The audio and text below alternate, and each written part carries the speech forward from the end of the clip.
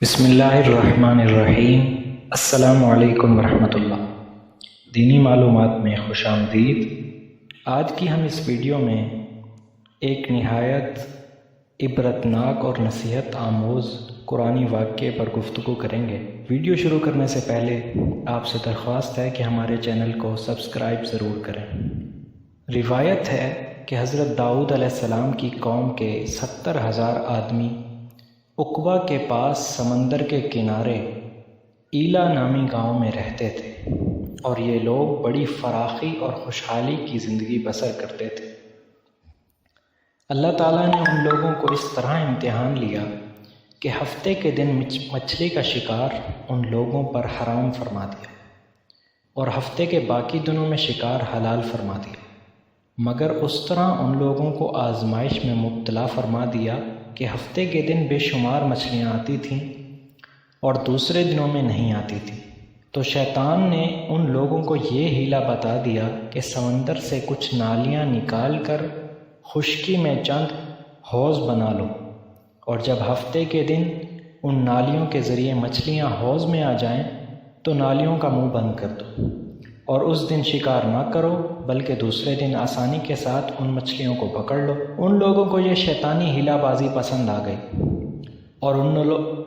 اور ان لوگوں نے یہ نہیں سوچا کہ جب مچھلیاں نالیوں اور حوضوں میں قید ہو گئیں تو یہی ان کا شکار ہو گیا، تو ہفتے کے دن شکار کرنا پایا گیا جو ان کے لیے حرام تھا۔ اس موقع پر ان یہودیوں کے 3 گروہ ہو گئے۔ نمبر 1 گروہ، کچھ لوگ ایسے تھے جو شکار کے اس شیطانی ہیلے سے منع کرتے رہے اور ناراض و بیزار ہو کر شکار سے باز رہے۔ نمبر 2 وہ لوگ جو اس کام کو دل سے برا جان کر خاموش رہے، دوسروں کو نہ منع کرتے تھے بلکہ منع کرنے والوں سے یہ کہتے تھے کہ تم لوگ ایسی قوم کو کیوں نصیحت کرتے ہو جنہیں اللہ تعالیٰ ہلاک کرنے والا ہے یا سخت سزا دینے والا ہے۔ تیسرے وہ لوگ سرکش و نافرمان تھے جنہوں نے حکم خداوندی کی اعلانیہ مخالفت کی اور شیطان کی ہیلہ بازی کو مان کر ہفتے کے دن شکار کر لیا اور ان مچھلیوں کو کھایا اور بیچا بھی۔ جب نافرمانوں نے منع کرنے کے باوجود شکار کر لیا تو منع کرنے والی جماعت نے آ کر کہا کہ اب ہم ان معصیت کاروں سے کوئی میل ملاپ نہ رکھیں گے۔ چنانچہ ان لوگوں نے گاؤں کو تقسیم کر کے درمیان میں ایک دیوار بنا لی اور آمد و رفت کا ایک الگ دروازہ بھی بنا لیا۔ حضرت داؤد علیہ السلام نے غضبناک ہو کر شکار کرنے والوں پر لعنت فرما دی۔ اس کا اثر یہ ہوا کہ ایک دن خطا کاروں میں سے کوئی بھی باہر نہ نکلا، تو انہیں دیکھنے کے لیے کچھ لوگ دیوار پر چڑھ گئے تو کیا دیکھا کہ وہ سب بندروں کی صورت میں مسخ ہو گئے ہیں۔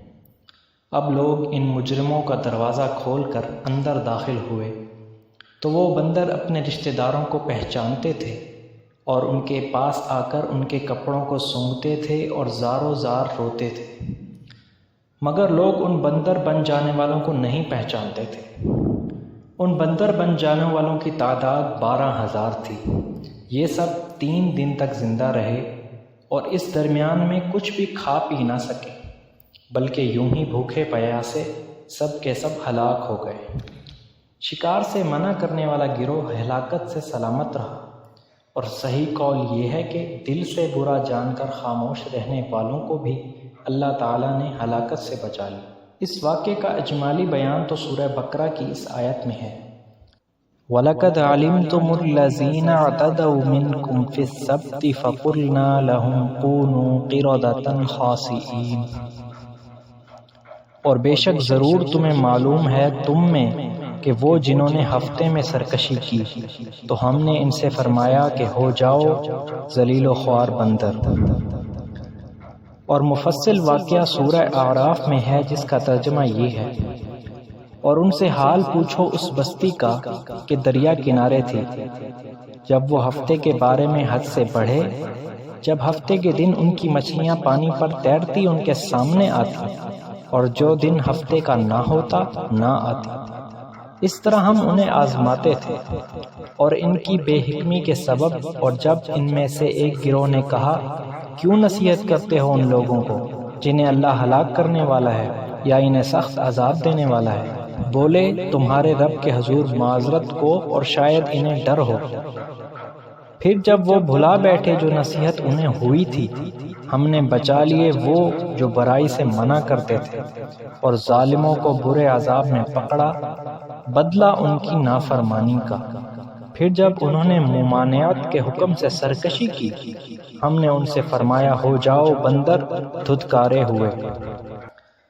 اس واقعے سے ہمیں یہ درس ملتا ہے کہ شیطانی ہیلہ بازیوں میں پکڑ کر اللہ تعالیٰ کے احکام کی نافرمانیوں کا انجام کتنا برا اور کس قدر خطرناک ہوتا ہے، اور خدا کے نبی جن بد نصیبوں پر لعنت فرما دیں وہ کیسے ہولناک عذاب الہی میں گرفتار ہو کر دنیا سے نیست و نابود ہو کر عذاب نار میں گرفتار ہو جاتے ہیں اور دونوں جہاں میں ذلیل و خوار ہو جاتے ہیں۔ اصحاب ایلہ کے اس دل دہلانے والے واقعے میں ہر مسلمان کے لیے بہت بڑی عبرتوں اور نصیحتوں کا سامان ہے۔ کاش اس واقعے سے مسلمانوں کے قلوب میں خوف خداوندی کی لہر پیدا ہو جائے اور وہ اللہ و رسول کی نافرمانیوں کی پک ڈنڈیوں میں بھٹکنے سے منہ موڑ کر صراط مستقیم کی شاہراہ پر چل پڑیں اور دونوں جہانوں کی سربلندیوں سے سرفراز ہو کر اعزاز و اکرام کی سلطنت کے تاجدار بن جائیں۔ آج کی اس ویڈیو میں بس اتنا ہی۔ آپ سے ملاقات ہوگی انشاءاللہ اگلی ویڈیو میں۔ ہمارے چینل کو ضرور سبسکرائب کریں۔ اللہ حافظ۔